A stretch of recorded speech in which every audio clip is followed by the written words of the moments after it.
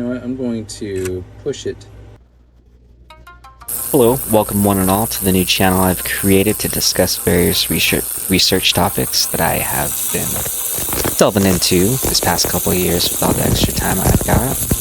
And one of the things I like to look at are plasma and electric universe style experiments, or just anything involving electricity. This one really reminds me of rivers of fire, or dragon coming out of the land, or some kind of centipede or beetle. Reminds me of a lot of things, actually, and it's just fascinating to look at the way electricity excavates through this clay, going after all the minerals and water content and baking it out. Reminds me of a lot of different legends. Reminds me of a lot of things we find around the land, from ancient ruins to oddities and out-of-place objects, myths and legends. So this is a focus of my research. So I'd like to share this with you guys today and try to make a landing pad for anybody new coming into these ideas I will discuss here. Beautiful. I love it. So my main goal in this video is to introduce people to the plasma electric universe theory model and just use that as a landing pad. But first I want to start with this video made with Randall Carlson, which most in the mainstream or most regular normal people may have heard of. Of matter that's even more fundamental and powerful: plasma. Plasma is what you get when you heat a gas so much that its electrons break free from their atoms, creating a soup of charged particles. This might sound like something exotic, but plasma is actually everywhere. The sun, it's a giant ball of plasma. The beautiful, shimmering northern lights, that's plasma too. So, why is plasma so special? Well, when you have a bunch of charged particles moving around, they can be influenced by magnetic fields, and they can interact in ways that are very different from anything you see in solids, liquids, or gases. Plasma can form complex and stable structures under the right conditions, especially when exposed to specific frequencies. This is where things start to get really interesting. These structures, known as plasmoids, aren't just random blobs. They have a tendency to self-organize into shapes like toroids, a donut-like shape that's stable and incredibly powerful. Now imagine if we could harness this natural property of plasma, if we could create and control these plasmoids for practical uses. This isn't just theoretical science. It's a working technology that's already showing incredible results. The heart of this technology is something called a thunderstorm generator. It's a machine that creates plasmoids by generating microscopic cavitation bubbles in a fluid. These bubbles are then subjected to rapid changes in pressure, vacuum, and compression, which causes them to collapse in on themselves and form perfect toroidal shapes. These plasmoids are then harnessed and used in a system of tubes and cylinders that have been precisely engineered to amplify their energy and efficiency. Solid, liquid, gas, degrees of freedom between electrons and neutrons, right? Even in a gas, there's still bonds. But when you get to plasma, they completely break free. So now you have electrons, neutrons become ions, and because they're electrically charged, they can be influenced by magnetic fields. And they also have this tendency to self-organize under the right conditions. If you apply the right frequency, it's like they spontaneously organize into toroidal forms. Visualize a sphere. So I want to make a quick note and tell you that when they say thunderstorm generator, they mean they're using the power of the thunderstorm. They're not making weather. This video is not about that, and this machine has nothing to do with that. It has more to do with the sololuminescence. This little phenomenon here drives a lot of the plasma processes in these machines with open patents that you can study. Let's continue. Technology is pure, unpolluted air. No kidding. On top of that, what it's doing, it's capturing everything that's coming out, and it's feeding it back into the thunderstorm generator. So in order to get the plasma separation to occur, I think you have to get it up to like 700 and some degrees. But once you do that, it's almost, not quite, but almost self-perpetuating. And you just have to replenish the water. Like I forget, however few hundred hours that it runs, you have to replenish the water. And that's it. man. So to many of you out there and everywhere around the world, this may be new, and this might qualify as significant scientific progress, or it might be skeptical and you may need to research it. There are open patents, and I want to show you all this technology goes back to Christian Birkeland, Nikola Tesla, and to the people and the founders of the electric universe model. This is nothing new. Here's Wallace Thornhill. So it's a weird kind of perception that's induced by Einstein's theory.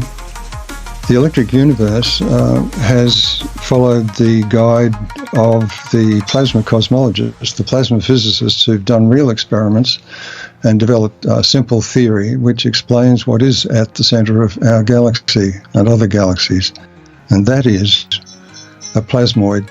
Now, a plasmoid is a concentration of electromagnetic energy caused by electric currents flowing in along the spiral arms into the center of the galaxy. And this is seen in the laboratory, the plasma laboratory, in terms of what's known as a plasma focus, where you have a central conductor and a surrounding cylinder with a large voltage difference between them, and you produce that voltage difference by having a huge room full of capacitors, stored electric charge, which you release suddenly.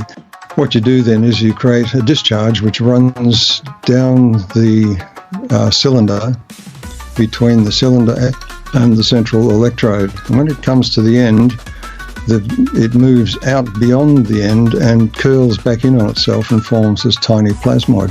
Now, a description of all of this and the physics behind it was given by Eric Lerner in his book, The Big Bang Never Happened, which was published in 1991.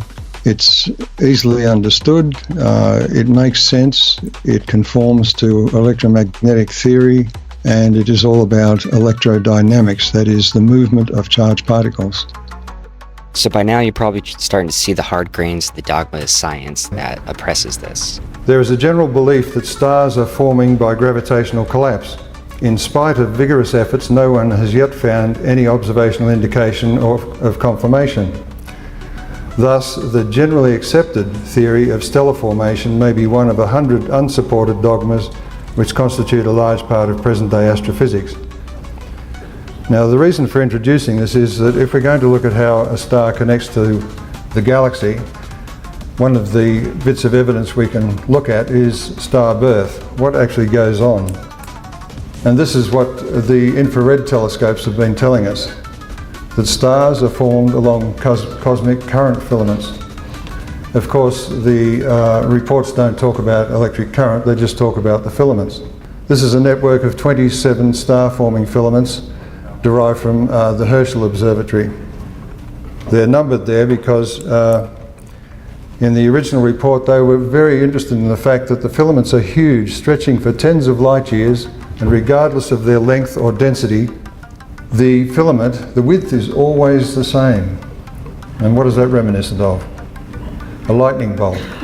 A lightning bolt stretches from the clouds to the ground and its width remains roughly the same over that entire distance. So what we're looking at in effect is a form of cloud-to-cloud lightning. What's more, the stars within these filaments flicker. Now, the gravitational model doesn't allow for that because for it to flicker requires material to be added to the star repeatedly and very quickly. So astronomers were surprised to see the brightness of young objects varying by more than 20% over just these few weeks, since the accretion process should take years or even centuries. But of course, we all know how electric lights can flicker. Lightning itself can flicker. The quote, of course, is, "Yet again, Herschel observations surprise us." This is a very recent image which shows a bipolar nebula. It's described as a newborn star, which is rather odd because most of the bipolar, or in fact all of the bipolar nebulae that I've seen so far, have referred to them as dying stars, ejecting material. But here we have one that's supposed to be being born, so there seems to be some confusion here.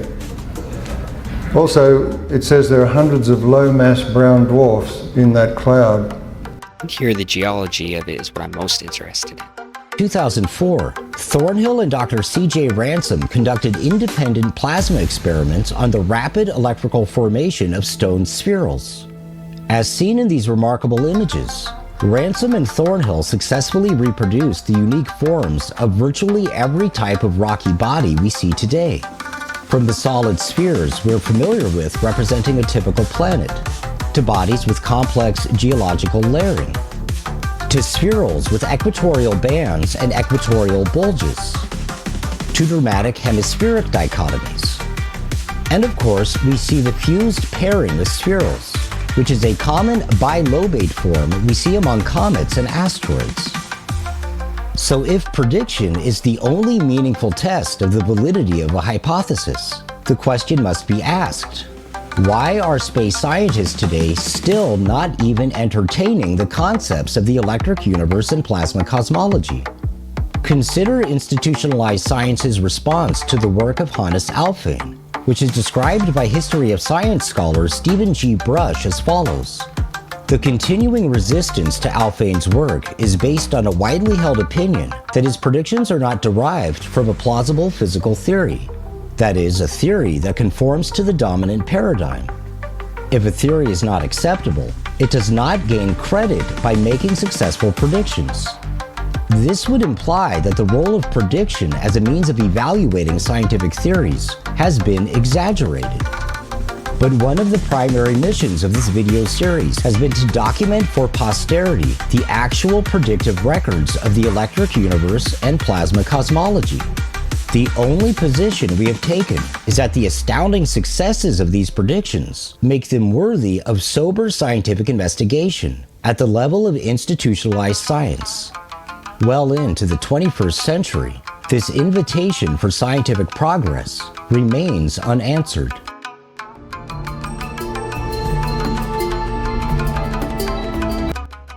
So I finally found, after lamenting and searching for all the contradictions, all the pros, cons, trying to find a good reason to disprove the electric universe, because if I wanted to do a video series about this, I wanted to see the other side. I wanted to measure the opposition. I wanted to find a good reason why I could be wrong.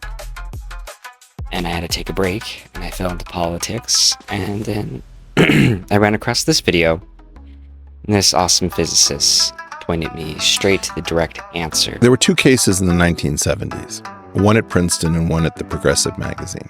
I probably should have done the Princeton one first. There was a guy named, I think it was like John Aristotle, who was he was the Princeton mascot, like the tiger. Okay, illustrious. And he was a shitty physics student. And he said, you know what, I'm going to use the fact that I'm a shitty physics student, like below average, at Princeton's like one of the greatest physics departments of all time. And he said, I'm going to approach Freeman Dyson at the Institute for Advanced Study and see whether I can work out how to make a fission bomb that would actually work. So Freeman Dyson said, I will give you no information that is classified, but I will tell you whether whatever you come up with will work or not. The guy did it, and as a result, he turned it in. That is not to be found in the Princeton archives where all the junior theses are kept. And page 20 of it, I believe, is redacted because it was a working design for a fission bomb. And then the much more dangerous one was the Progressive magazine versus the United States, where the United States... Do you know about the Atomic Energy Acts of 1946 and 54? Perhaps surprisingly, no. Welcome to my world. There's a category called restricted data that is almost never discussed, which is the only place in law where if you and I were to work at a table at a cafe and I were to show you something that could influence nuclear weaponry, the government doesn't need to classify it. It is born secret the instant my pen touches the paper and writes it down. How is it defined? Anything that impinges on nuclear weapons, including just information. So you don't have a Q clearance. I don't have a Q clearance. We don't work for the government. So it's simply creating it. All we're doing is physics. Wow. Yeah. And this has been around since, I don't know, 46, 54. It's the only place in law. It's never been tested in courts. And if you couple that to the 1917 Espionage Act, which carries capital punishment, I believe that it is illegal to seek information at a Q level if you don't have an access to it. So there is a question, which is, if you're any good at physics, are you potentially committing a capital crime by advancing the field if it could influence nuclear weapons? We have no idea whether it would be found constitutional. But what happened was, when the Progressive magazine showed that at least a reporter, through basically archaeology in like Los Alamos Library and things, could find this and put it together, then the only thing keeping the proliferation of weapons is the difficulty of producing fissile nuclear material. There is no nuclear secret per se. I mean, you can say what it is. You've got a chemical sphere that implodes radioactive material that reaches critical mass. You have a fission explosion. And now the problem is, you're using a nuclear bomb, like Hiroshima and Nagasaki level bomb, as just the detonator. Trigger, yeah. So it's going to rip apart this casing. How do you keep it from destroying the mechanism that's supposed to do the fusing? Well, the only thing faster than the other particles is light. You've got to use light from this reflector to actually do the fusion in the final stage. Wow. And that's what he figured out. Now, the reason you haven't heard about this is that we've been undoing the Streisand effect. We've been making physics boring. Physics isn't interesting. Physics isn't scary. We've got tons of, Chinese, Iranians, people from all over the world studying irrelevant theories that aren't going to go boom. How did that happen? We don't know. And I don't know whether you've seen the Mark Andreessen, Ben Horvitz video where they're talking about their visit to the White House in AI. Tell me. I really wish we were doing this over Negronis or old fashions. I'm sure that we could get one ordered. No, that's too. So they're doing a podcast, and they say that, well, they met with the White House, and there's this question about, should we regulate AI? Now, I don't know if you undoubtedly you haven't, but you might have talked to somebody who's really been through the transformer architecture and the attention mechanism. It's basically just linear algebra. And it's not very sophisticated linear algebra.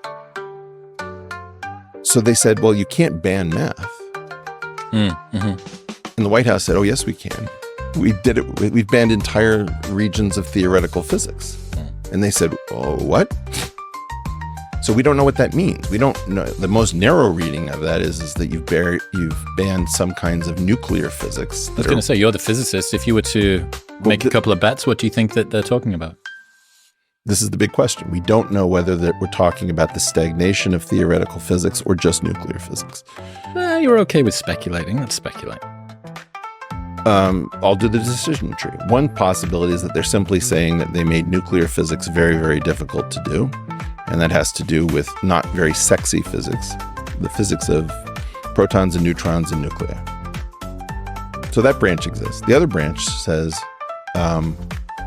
we used string theory to cock-block actual progress in theoretical physics and derailed an entire field, at least in public. I can see where this is going. Well, I'm trying to say, I didn't put Mark and Ben up to this podcast. You go take a look at that footage and you tell me what they're talking about. But it draws a very interesting line between what we were talking about last time, which is this seeming theoretical dead end, which everybody has been obsessed by. But before we get to that, let me point something out. You have never heard the phrase deemed export. No. So you've never heard of restricted data. You've never heard of deemed export. You've never heard of United States versus progressive. You've never heard of the Princeton mascot. All of these things can be looked up. These are all in a memory hole. The deemed export is information that is like a sensitive gyroscope for a targeting system for a weapon.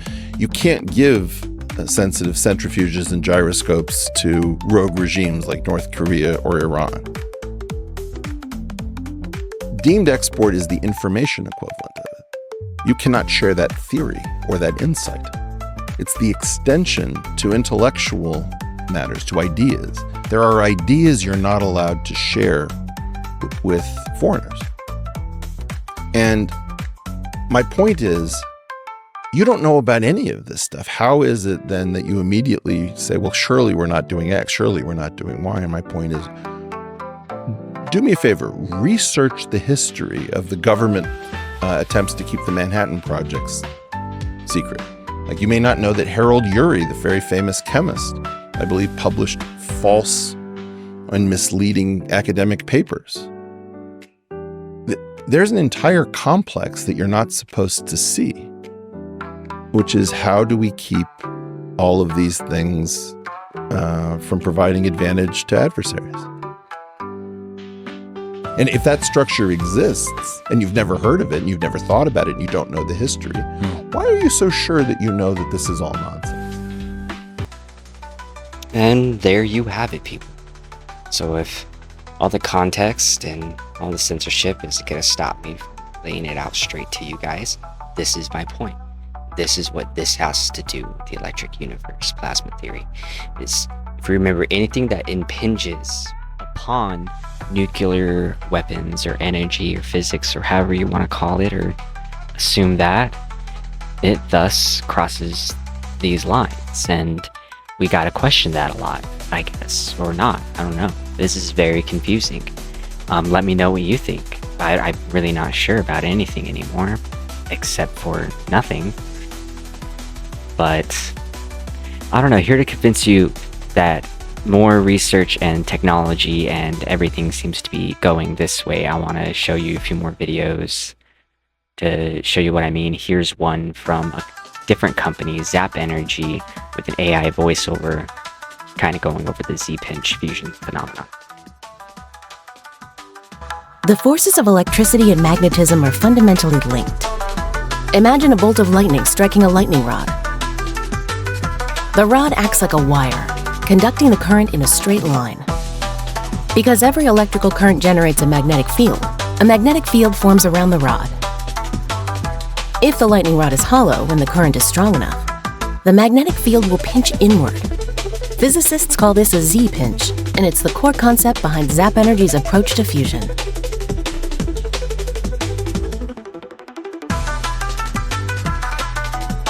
Let's look at how Zap Energy creates Z-pinch fusion within a core. First, injected into a vacuum chamber. As the gas expands, an intense pulse of power ionizes the gas into a plasma. Its currents and magnetic fields cause it to accelerate down the chamber. As it comes past the inner nose cone, the plasma collapses into a thin column. The Z-pinch magnetic field powerfully compresses the plasma for a few fractions of a second, producing extreme temperatures and densities. As this happens, a wave of fusion reactions produces highly energized particles, which can be harvested to make heat and electricity. Soon after the pinch disappears, the cycle will begin again.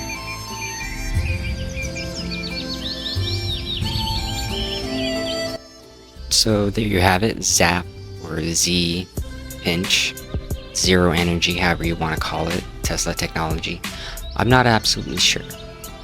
But here's another YouTuber I like listening to, various topics, see the pattern, and you'll see just how much there is to cover even when you try to cover it quickly.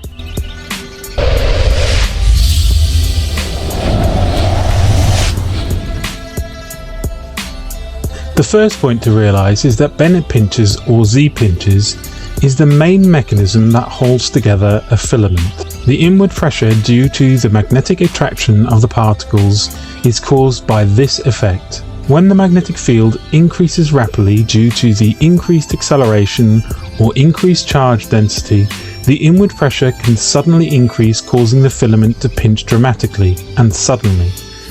This can also happen in Birkeland currents, but it requires a sudden change in the pre-existing magnetic field or another external magnetic field to interfere.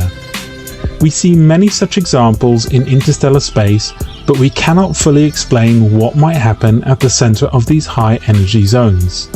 It is speculated that Z-pinches and Bennett pinches can cause the pressure to increase enough to cause fusion to occur, but this has not been demonstrated in a lab so far. Bennett pinches and Z-pinches are also at the heart of many of Alvin's model to allow for the collapse of plasma clouds.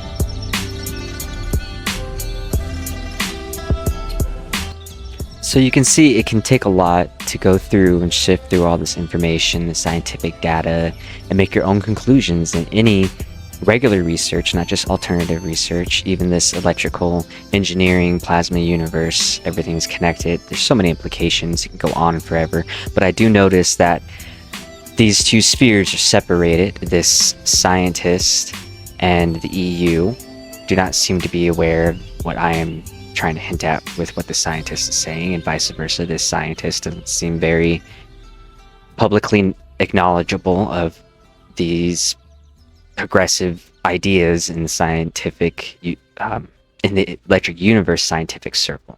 So there is this separation in these spheres of thought, and that is one thing to even think about and point out. And to continue, this is what must go on. Oh, that's going to get interesting. You're watching the beginning of the collapse. You're watching people running for the exits. We're not yet at the Lehman Brothers September 15 moment with AIG looming in the background. But right now, all of these guys are trying to plead to, oh, well, it's not string theory proper, we meant. Ha ha ha ha. We meant something related to string theory. Yeah, that's it. You know, it's like that moment comically when somebody is caught red-handed. We're in the middle of Shaggy's It Wasn't Me. It's theoretical retconning. Yeah.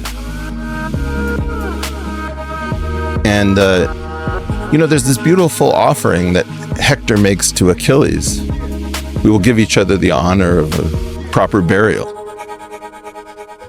Achilles isn't interested. Let's do this thing.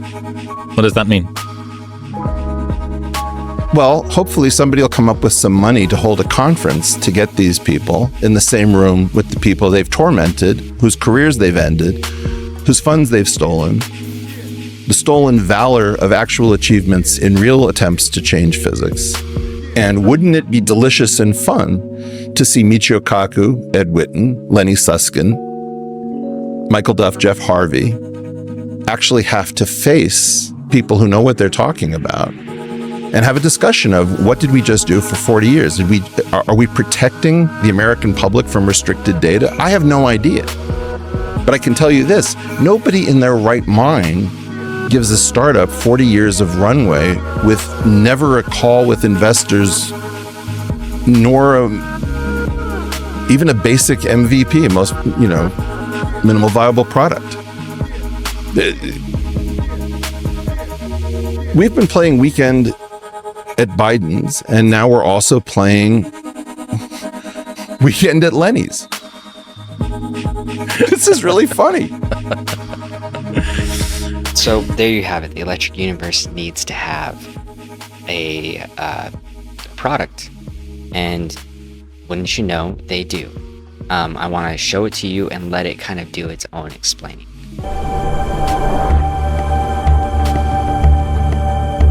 The Sapphire technology was designed and built to replicate the atmosphere of the Sun in a laboratory on Earth, and to test the electric sun model.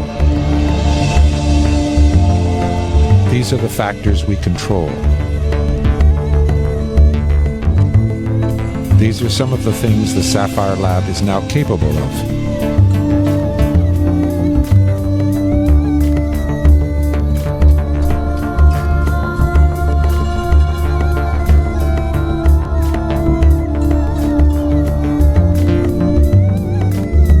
These are some of our recent discoveries.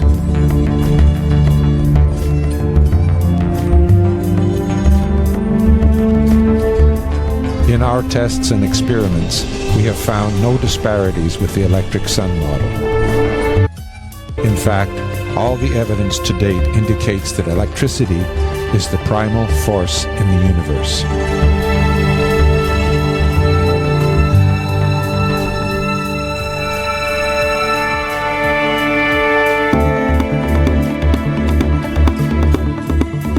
Sapphire is a nuclear plasma reactor designed to reproduce the atmosphere of the Sun in a laboratory.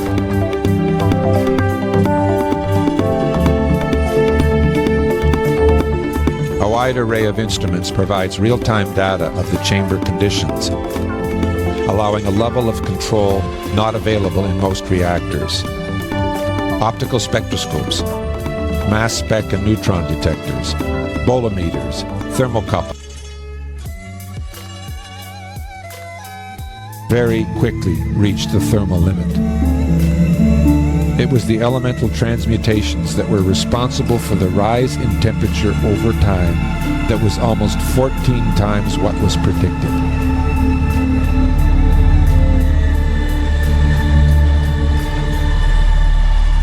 The tokamak and ITER reactors draw many millions of watts of power in an attempt to contain collisional plasmas to obtain fusion. At a cost of billions of dollars, huge international projects have been trying to contain plasmas, utilizing vast arrays of superconducting magnets. So far, this has been unsuccessful. Fission reactors split the atom, and although they have an efficiency of around 35%, they also produce radioactive waste. This radioactive waste is being buried in the ground or stored in facilities at enormous expense. None of it is benign. Some of it is still deadly even after a half-life of over 1 million years. So how is Sapphire different?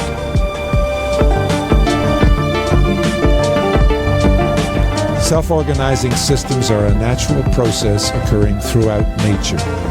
Sapphire forms its own electromagnetic containment field into a self-organizing high-energy plasma. And unlike fission reactors, Sapphire is stable, controllable, and has no environmentally dangerous or detrimental side effects. It uses hydrogen as the primary catalyst, the most abundant element in the universe.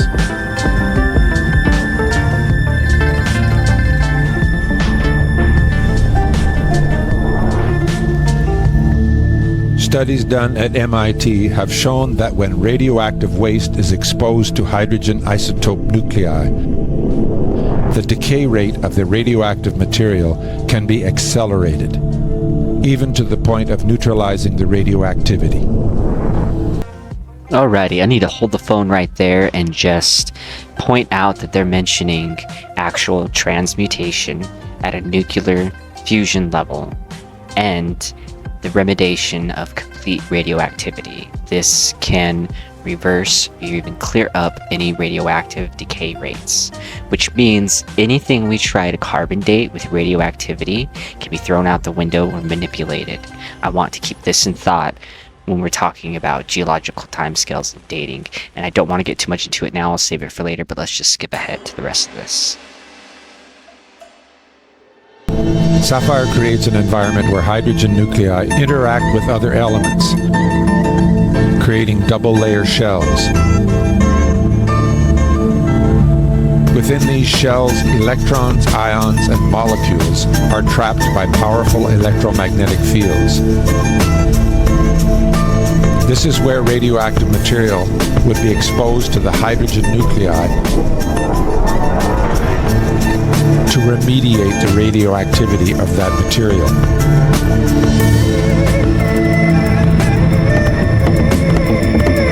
Sapphire can also use radioactive materials as fuel. Elemental transmutation will remediate the radioactive waste back into base elements and render it benign.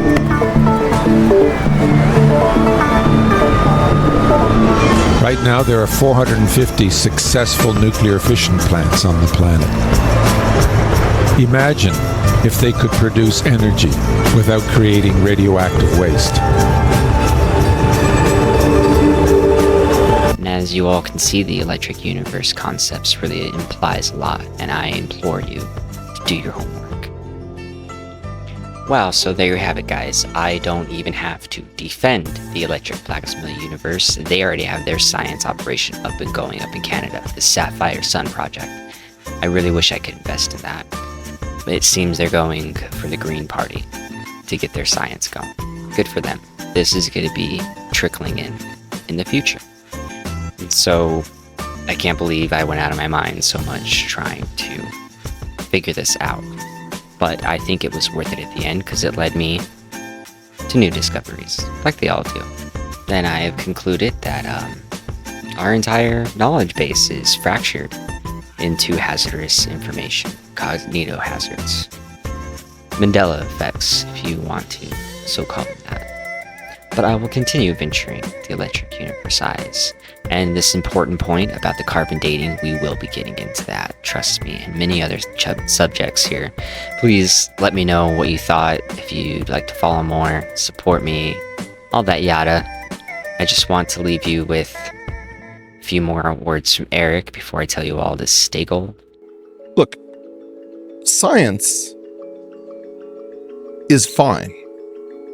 What we have now learned to call the science TM is an abomination. And one of the things people don't learn about from regular investing, retail investing, is what's called relative value trades. People say, oh, I'm bullish on tech. I'm staying out of the tech market. If you don't have the ability to go short, you don't know what a relative value trade is. Relative value trade says, I think Microsoft has the right idea over at OpenAI, and Google's Gemini has too much political encumberment. So I'm going to go long Microsoft, and I'm going to fund it by going short Google. And therefore, whatever tech does, they'll both go up or both go down as within the sector as the sector rises and falls. But you're betting on the relative trade hedge kind of. Exactly. The right trade at the moment is go long science because it's been beaten up with its association with the science TM. So short the science TM, long science, I think is the multi-billion-dollar trade for smart countries at the moment. And you have to hunt out the science TM, which lives inside of the journals, lives inside of the funding agencies, lives inside of the departmental defense mechanisms, lives inside of the CIA, DITRA, all of these sorts of blob-related agencies that get their paws into science. And